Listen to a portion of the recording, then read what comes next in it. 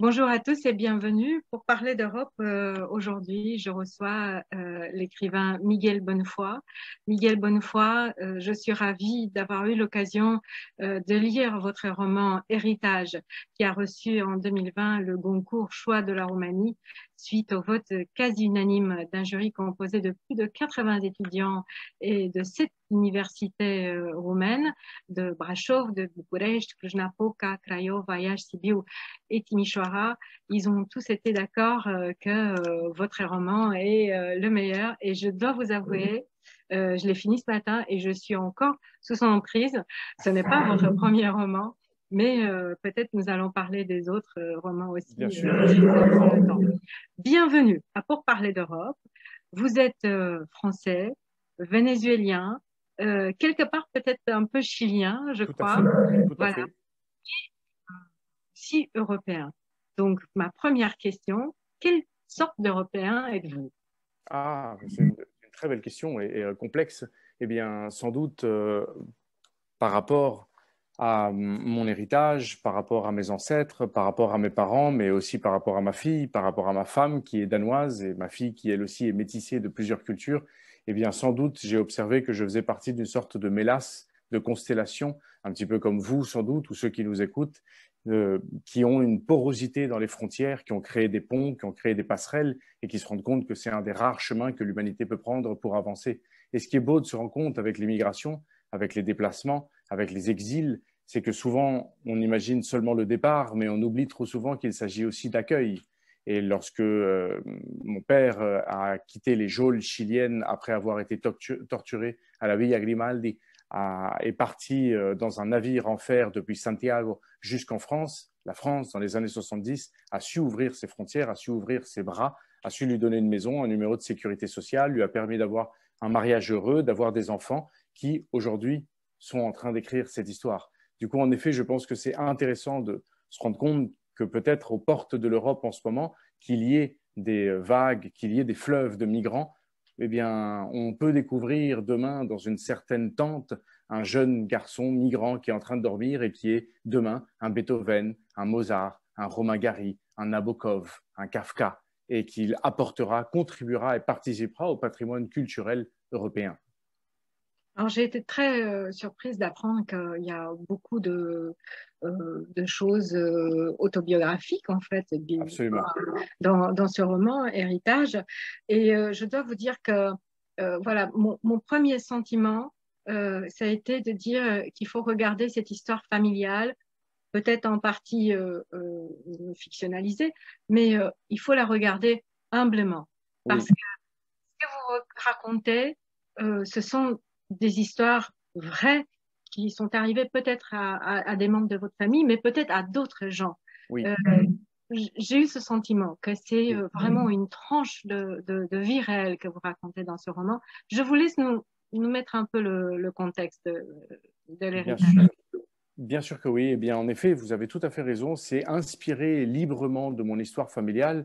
Et je voulais parler, en règle générale, de cette vague de Français qui sont partis fin 19e de l'Europe envers soit les États-Unis, soit en Amérique latine, en quittant la crise du phylloxéra, mais aussi en fuyant la Commune, peut-être en fuyant la Troisième République ou l'héritage de Napoléon III, et qui essaie le déboisement également, l'explosion de la révolution industrielle qui crée des fractures sociales énormes et qui ont décidé donc de partir pour se retrouver ailleurs. Je pense aussi, et je fais une petite parenthèse par rapport à l'Europe, puisqu'on en parlait, qu'il y a également, plus ou moins au même moment, énormément d'Allemands qui sont en train de quitter aussi l'Allemagne parce que des pays d'Amérique latine ou des délégations brésiliennes viennent leur proposer des cadastres pour aller dans ces terres, les replanter et repeupler aussi un continent qui, lui, était vide. Mais je pense aussi aux Italiens qui, plus ou moins au même moment, fuient la famine italienne pour se retrouver en Argentine. Et pratiquement toute l'Argentine aujourd'hui est peuplée d'ancêtres italiens. Je pense aux Juifs qui fuyaient les pogroms. Enfin, c'est extraordinaire de se rendre compte qu'en fin 19e, c'est toute l'Europe, quelque part, qui est aussi en train de se vider et qui est en train de traverser l'Atlantique pour aller trouver une vie meilleure ailleurs.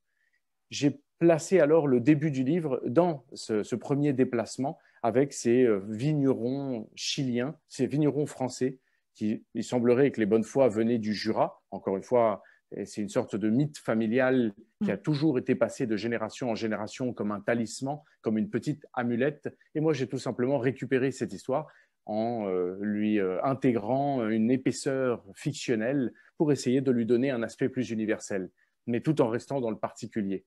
Ces premiers Français qui, du coup, traversent l'Atlantique, se retrouvent au Chili, replantent le pied de vigne, fondent des domaines viticoles et refont une petite France à l'étranger, ont des enfants qui sont chiliens, mais qui, parce qu'ils portent dans leur cœur le triomphe et le vestige de l'héritage français, finissent par être plus français que les Français.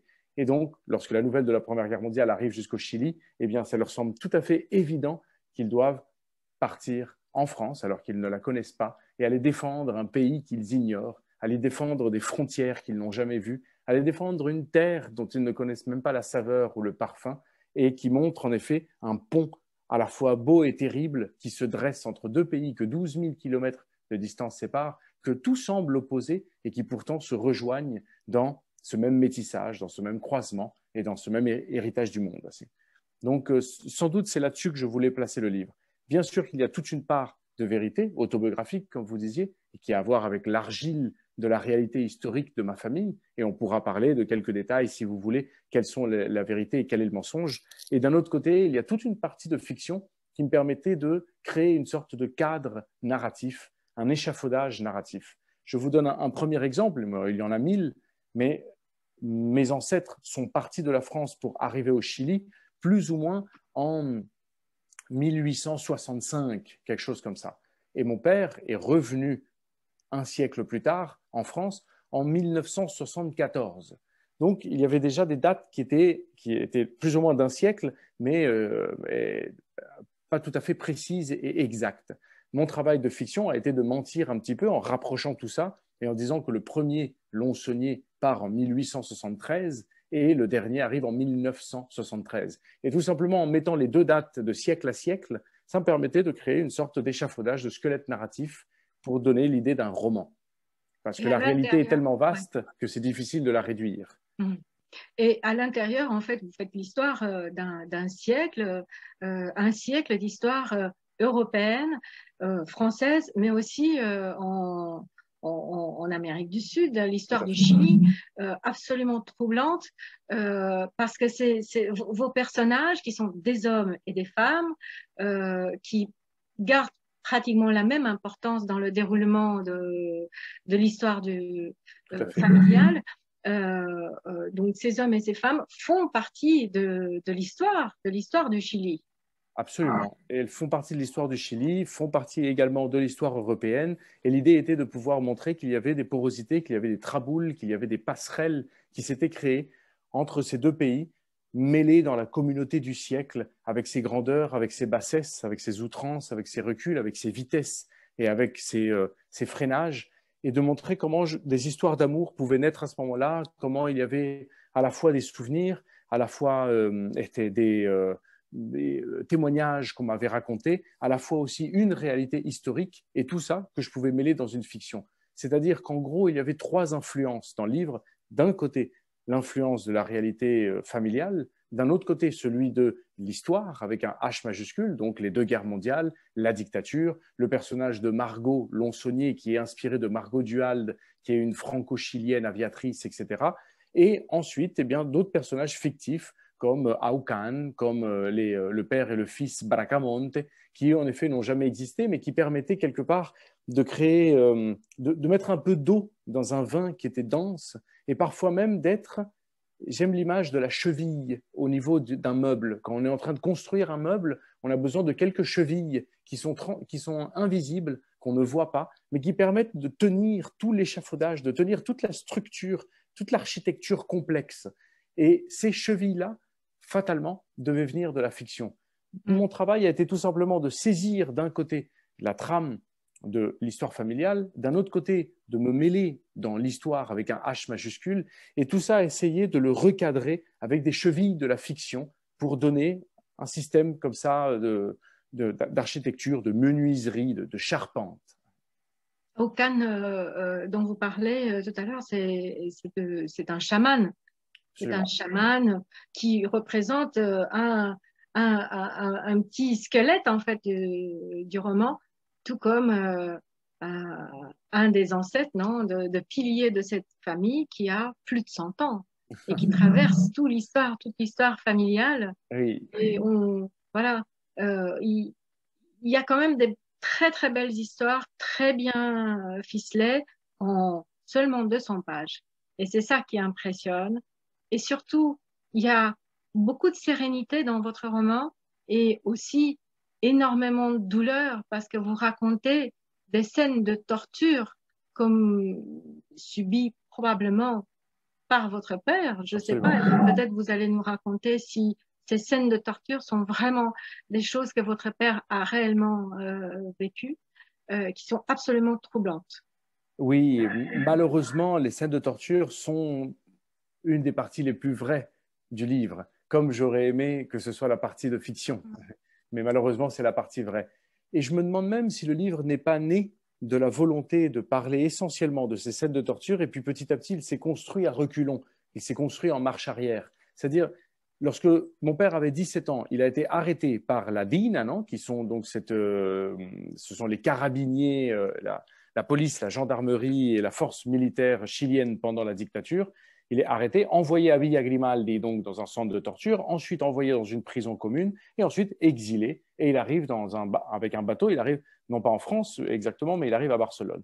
Et à Barcelone, il s'installe et se met à écrire le récit de ce témoignage, le récit de la torture, en espagnol, un livre qui s'appelle Relato nel Frente Chileno, récit sur le front chilien. Et c'est justement ce récit qu'il va publier dans une petite maison d'édition catalane, presque clandestinement. Mm. Et le livre vivra sa petite vie à être vendu un peu sous le manteau. 30 ans plus tard, moi je lis ce livre. J'étais à la Villa Médicis, à Rome, où j'ai écrit Héritage. Je suis tout à fait fasciné par ce livre et je me dis il faudrait en faire une sorte de traduction pour montrer ce témoignage, 40 ans plus tard, du fils de cet homme qui a reçu tellement d'électrochocs dans son corps et dans son sexe et dans ses testicules qu'on lui avait dit qu'il était stérile et que lorsque ma mère est tombée enceinte de moi, il disait c'est pas possible, ce garçon va être fou, va être électrique, je ne sais pas, enfin il va y avoir un problème. Et pourtant, eh bien, c'est ce garçon qui, 34 ans plus tard, est en train d'écrire l'histoire. Donc ça me semblait une sorte d'hommage au père. Or, en pensant de seulement écrire un livre sur la torture, je m'étais dit que c'était peut-être pas suffisamment large, pas suffisamment universel, ça n'embrassait pas suffisamment d'idées vastes sur la condition, sur les mouvements, sur les exils, sur aussi des moments de bonheur qu'il pouvait y arriver.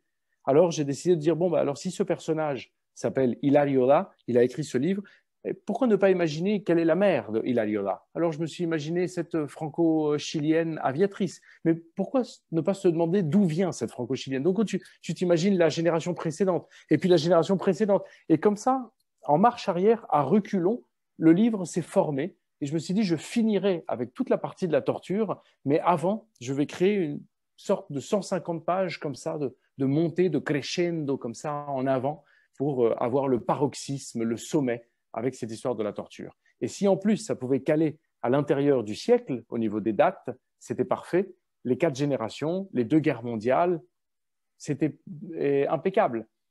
Donc quelque part, le livre s'est formé de cette façon, sans doute un peu en marche arrière. Et malheureusement, il a fallu bien sûr que je choisisse de dégraisser certains passages, et notamment le livre de mon père, Relato en Frente Chileno, est un livre qui fait 350 pages dans lequel on a minute après minute les détails hideux de la torture. J'avais le choix soit d'être tout à fait fidèle, d'être tout à fait loyal à ce livre et de me l'approprier en essayant de le traduire, soit au contraire de me laisser tenter par la fiction, de me laisser tenter justement d'enlever quelques passages qui me semblaient était un peu comme une sorte de paille en trop, avec une sorte de graisse, enfin, et de choisir d'élaguer, de émonder, de raboter, de rendre plus maigre, et d'arriver en effet à prendre les 30 meilleures pages pour donner justement ce côté de cette molécule fondamentale de la torture.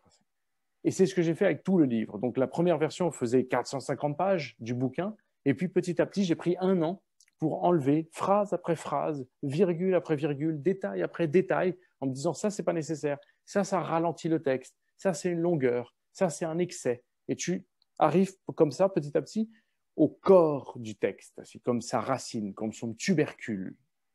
Vous faites comme ça avec tous vos livres? Alors, très C'est belle votre... question, Michael. Ouais, vraiment très belle question, parce qu'en effet, chaque livre est une grossesse différente et on se rend compte à quel point on travaille différemment aussi. Pour Héritage, j'ai fait énormément de recherches, peut-être même un peu trop, et ça a fini par me inonder, par me noyer. Et je pense, si je ouvre mon cœur comme ça au vôtre, je pense aussi que c'est la même erreur que je suis en train de commettre avec le livre que je suis en train d'écrire en ce moment. C'est faire trop de recherches, finalement, t'épuise et t'écrase. Et parfois, il faut laisser un peu le temps à cette imagination, à laisser la plume aller plus facilement. Et je trouve que pour le premier roman, Le Voyage d'Octavio, j'avais quelque part une énergie un peu plus audacieuse, peut-être un peu plus folle, un peu plus téméraire, moins intellectuelle, moins littéraire et davantage dans la poésie, dans le lyrisme, et me laisser comme ça partir un peu dans des envolées. Et pour Sucre Noir, je me suis énormément amusé, pour Héritage aussi, mais c'est marrant de se rendre compte comment finalement on se documente beaucoup pour certains livres, peut-être moins pour d'autres, dans lesquels on laisse davantage les personnages aussi prendre de l'épaisseur, du relief, d'une manière indépendante et autonome, et pas non plus être sans cesse comme un démiurge, comme un maître du texte dans lequel on écrase son propre texte. Sinon, le laisser un peu respirer, c'est lui-même, et te surprendre. Eh ben, c'est un livre absolument surprenant et personnellement, j'ai hâte de découvrir vos autres romans. Mais Merci, Michael. revenons un peu à l'Europe et Oui, à ce sentiment européen ou peut-être citoyen du monde. Et je voulais savoir comment vous vivez, vous, cette période en Europe et dans le monde, dans l'isolement ou pas. Ce sont des temps très particuliers que nous sommes en train de vivre. Comment les vivez-vous bien sûr. Par rapport à la crise sanitaire? par rapport à la crise Oui, sanitaire et oui. à ce qui se passe sur notre planète en général? Oui, bien sûr. Eh bien, en effet, par rapport à la crise sanitaire, vous pouvez imaginer que, étant un écrivain, la meilleure chose qui peut m'arriver est être dans la solitude, dans le silence et dans l'isolement. En plus que moi, je viens d'avoir une petite fille, elle a 10 mois, elle est née en plein pic épidémique. Donc la meilleure chose, quelque part, qui a pu nous arriver est ça, puisque la petite est venue rentrer dans un petit cocon et nous accompagner. J'avais de toute façon une longue tournée qui a été bien sûr annulée et énormément de rencontres se sont annulées. Sans doute la nôtre aussi s'est annulée, peut-être qu'un voyage était prévu. Eh bien, tant pis. Mais de toute façon, ça m'a permis de passer plus de temps aussi avec elle et de passer plus de temps dans l'écriture. D'un autre côté, moi, j'ai énormément de familles en Amérique latine et ailleurs qui vivent dans des situations bien plus délicates que celles qu'on peut avoir en France. Et je pense que la crise sanitaire n'est pas du tout la même en Europe. Et même à l'intérieur de l'Europe, ce n'est pas la même chose que d'avoir la crise sanitaire en France ou que de l'avoir en Espagne ou peut-être en Roumanie. Mais je vous invite à aller voir comment ça se passe au Chili, comment ça se passe au Venezuela. Et la crise sanitaire est c'est très, très, très délicat et ça crée des profonds abîmes sociaux de différence de classe. Et ça fait bien sûr monter une sorte de puissance d'ultralibéralisme pour davantage privatiser des entreprises. Je vous donne un exemple. Au Chili, pratiquement toute l'eau nationale est privée. Ça fait en effet que n'importe qui, en marchant comme ça dans une campagne, peut acheter une rivière ou peut acheter un fleuve. Toute la côte chilienne est tenue par 7 familles. Donc, c'est eux qui tiennent le monopole de la pêche. Et donc, cette eau étant privée, elle est chère. Or, on demande à toute la population chilienne de se laver les mains 40 fois par jour. Et les pauvres Chiliens disent, mais avec quelle eau? Avec l'eau que vous nous faites payer en plus. Donc, c'est non seulement vous privatisez l'eau, mais en plus, il faut qu'on paye l'eau. Et avec cette eau, on doit se laver les mains. Et si on ne se lave pas les mains, alors on est en faute. Imagine la situation dantesque, rabelaisienne que ça fait et qui justement change tout par rapport à la France. Donc je pense qu'il faut aussi savoir avoir la relativité euh, par rapport à ces choses. Merci. C'est une crise des inégalités. Ça, on sait. On n'arrête pas Absolument. de parler euh, depuis déjà un an. Que pensez-vous du rôle des artistes et des écrivains? Et ça sera ma dernière question. Euh, dans cette crise Absolument. et dans le 21e siècle, en 2021. Bien sûr, et bien chaque génération, comme disait Camus, et qui est sans doute une des plus belles phrases de son discours de Suède, chaque génération pense qu'elle doit refaire le monde. La mienne a un devoir plus vaste et plus ample, qui est celui d'empêcher le monde de se défaire. Et je trouve ça très beau, non? Parce que tout est là. Bien sûr que l'écrivain, l'artiste, l'intellectuel ne peut pas être dans sa tour d'ivoire, ne peut pas être isolé entièrement, ne peut pas être comme ça dans ces petites villas, dans une sorte de minuscule cocon protégé du monde. Sinon, au contraire, c'est une erreur de sa part. Il faut qu'il soit mêlé à la communauté des hommes et comprendre quelles sont les porosités, quelles sont les douleurs, non pas pour copier la réalité, mais sans doute pour l'exprimer. Et par rapport à cette idée européenne, et il n'y a pas longtemps, je viens de finir la très belle biographie de Erasme de Stefan Zweig, dans laquelle justement il parle de ce premier Européen qui était Erasme et qui parlait en effet et défendait toutes les idées humanistes. Un peu plus tard aussi, il fait ce sublime biographie aussi sur Émile Verhaeren, le grand poète belge, dans laquelle on retrouve que toutes ces villes tentaculaires et toute cette folie d'industrialisation isolent les artistes et les oblige justement à se retrouver à reculons. Lui-même, Zweig, très grand Européen, qui finalement, voyant la montée des extrémismes, a fui à Petropolis au Brésil et se suicide là-bas.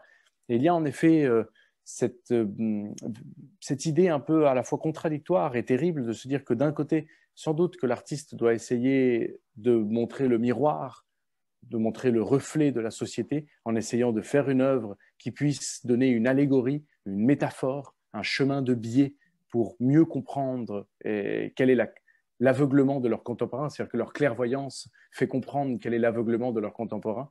Et d'un autre côté, en effet, eh bien, il doit faire partie de son siècle et de sa génération. Et à ce compte, c'est toujours la grande bataille entre la fable, le mythe et l'œuvre qui entre entièrement dans le siècle. Je donne un exemple. Pendant la Deuxième Guerre mondiale, deux hommes ont voulu écrire le grand roman de la Deuxième Guerre mondiale, Sartre et Camus. Sartre a écrit un livre qui est profondément lié à la Deuxième Guerre mondiale, dans lequel il donne des chiffres, dans lequel il donne des dates, dans lequel il donne des lieux, dans lequel il fait les 3 livres du chemin de la liberté en essayant de donner une sorte de radiographie de la Deuxième Guerre mondiale. Camus, il choisit un autre sentier, qui est celui d'écrire La peste, dans lequel il prend une sorte de métaphore, il prend la guerre comme si c'était Oran, comme si c'était une épidémie, et il voit en effet comment, face à une adversité commune, les hommes et les femmes sont dans des luttes, dans des combats ou dans des solidarités. Et il finit par donner une sorte de magnifique allégorie de la guerre en parlant de la peste. Alors que Sartre, au contraire, avait décidé d'en faire quelque chose de très net, de très précis et de très pertinent.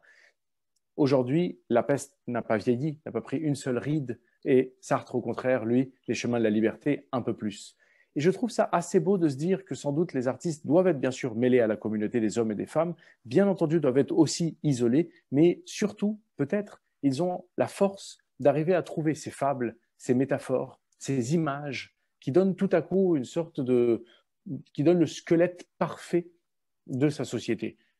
Et par exemple, par rapport à l'Europe, je pense à des livres utopiques. Je pense bien sûr à Utopie de Thomas More. Je pense à Francis Bacon. Je pense à Tommaso Campanella qui a écrit La Cité du Soleil, qui sont des livres utopiques. Ou plus tard, avec George Orwell ou Bradbury, qui ont écrit des dystopies et qui sont sans cesse en train d'essayer de comprendre non seulement le continent européen, mais également le monde, en essayant de leur donner sans cesse cette vision un peu utopique qui a fait partie de la littérature.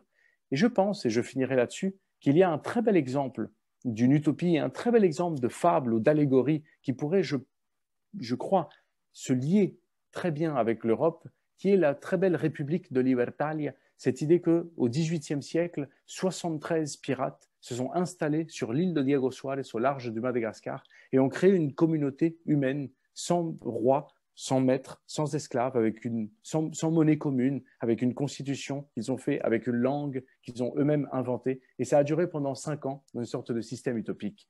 Et je me dis qu'aujourd'hui, sans doute, si l'artiste doit parler de l'Europe, il a 2 options. Soit de faire un livre de 1 million de pages dans lequel il essaie de comprendre, d'embrasser l'immensité européenne, soit au contraire de raconter une petite fable dans une petite île, mais qui finalement est si symbolique de ce qu'on est en train de vivre. Voilà plus ou moins le devoir de l'artiste. Merci infiniment, Miguel Bonnefoy. Héritage paraîtra bientôt à Maison d'édition Trey. Ah Je oui. suis ravie, voilà, je suis ravie que votre livre sera traduit en roumain. C'est un magnifique livre et Merci. moi, voilà, j'ai j'ai été vraiment, je me suis sentie privilégiée d'avoir eu l'occasion de le lire en français et puis de vous rencontrer aujourd'hui. Merci infiniment. Ah, c'est très beau. Vous avez suivi Pour parler d'Europe, une série d'entretiens avec des artistes, écrivains, historiens, sociologues et créateurs européens, une série produite par l'Institut français de Roumanie à Timișoara avec le soutien de ses partenaires Aquel, Everience et Elba.